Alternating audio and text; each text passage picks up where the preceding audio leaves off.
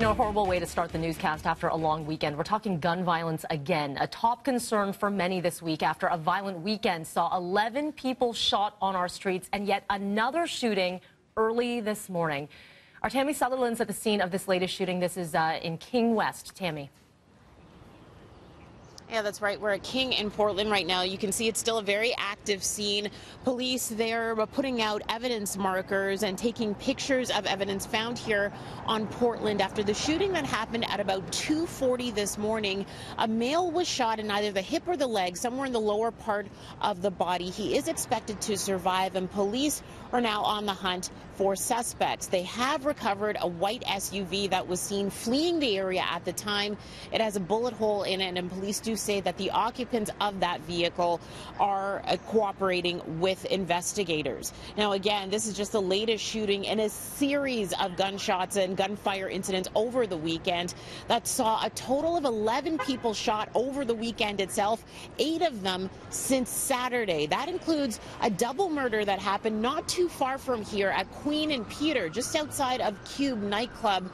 3 people were shot, 2 of them were killed. And then on Sunday night at about 10:30 in the very busy area of Kensington Market at Augusta and College, there were 4 people who were shot there as well. All 4 of them expected to survive, but one person rushed to hospital in very serious condition. Now, again, this comes after another weekend that we had last weekend of several gun incidents and multiple murders. Again, Toronto Police Chief Mark Saunders, as well as Toronto's Mayor John Tory, calling for more action on this, as well as Premier Doug Ford putting out a statement saying that he wants more than just thoughts and prayers. They do want action in order to tackle what they think is gun violence that right now is ravaging this city. So, of course, we'll bring you the latest on this shooting here. Police are asking anyone who has any information in either of these shootings to give them a call. Again, the one common element, Melanie, is that all of these shootings that happened over the weekend, all in very public spaces, while many people are out, including that Queen shooting that happened in broad daylight. Mel, I'll send it back to you. Definitely a cause for concern. Thank you so much for that, Tammy. 2 other news that we're following at this hour: an OPP officer in hospital in serious condition after being struck by a vehicle on the 400. Now, it appears to have happened during a traffic stop. The officer on foot on the southbound lanes of the 400 near Finch when he was hit. It's not clear if the vehicle involved, if it remained at the scene. All lanes of the 400 have since reopened, but this investigation far from over. 2 men suffering serious but non-life-threatening injuries are both facing assault charges after a stabbing in North York. Police responding to reports of people fighting in the Wilson Heights and Shepherd Avenue area just before 11 o'clock last night. One of the males fleeing the scene in a car was apprehended a short time later. A female also suffering minor injuries.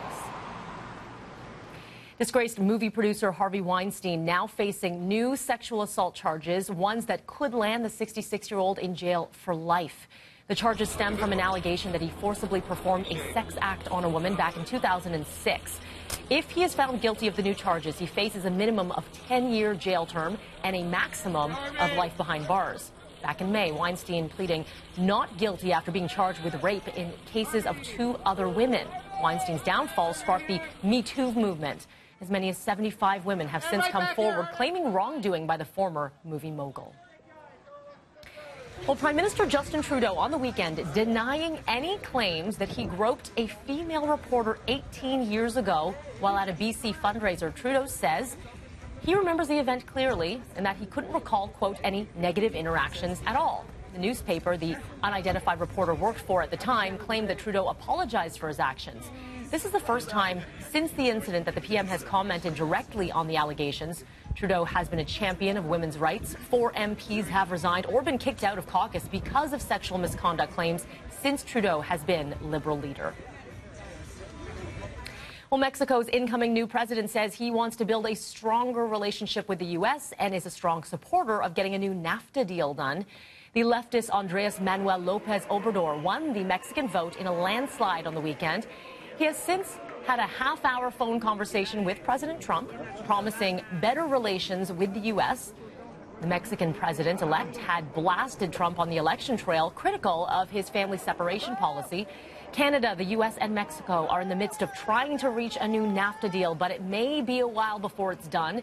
Donald Trump says he wants to wait until after the November midterm elections to sign a new trade pact.